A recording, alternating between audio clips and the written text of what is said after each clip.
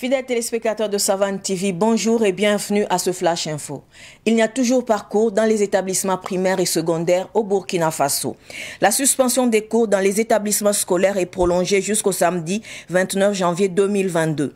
C'est la substance du communiqué d'hier du secrétaire général du ministère en charge de l'Éducation nationale, le professeur Khalifa Traoré. Un premier communiqué signé par l'ex-ministre Stanislas Ouaro informait les acteurs de l'éducation de la fermeture des classes lundi et mardi.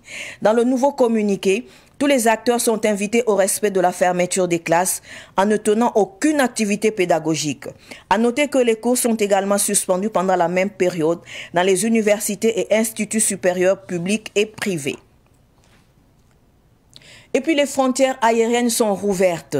Dans un communiqué, le président du mouvement patriotique pour la sauvegarde et la restauration, MPSR, le lieutenant-colonel Paul-Henri Sandaogo Damiba, informe de la réouverture des frontières aériennes après leur fermeture lundi dernier.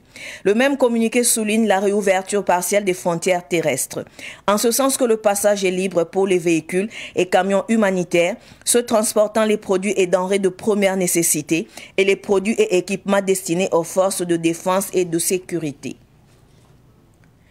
La CEDEAO annonce la tenue d'un sommet extraordinaire les prochains jours pour examiner la situation au Burkina Faso.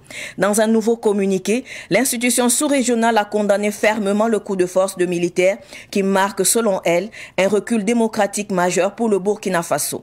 La CEDEAO note que, malgré les appels de la communauté régionale et internationale au calme et au respect de la légalité constitutionnelle, la situation au Burkina Faso s'est caractérisée par un coup d'État militaire.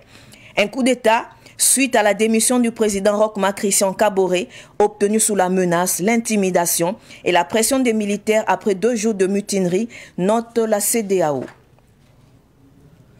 Dans la Tapoua, la région de l'Est, des hommes armés non identifiés ont incendié le 22 janvier dernier la mairie de Logobou.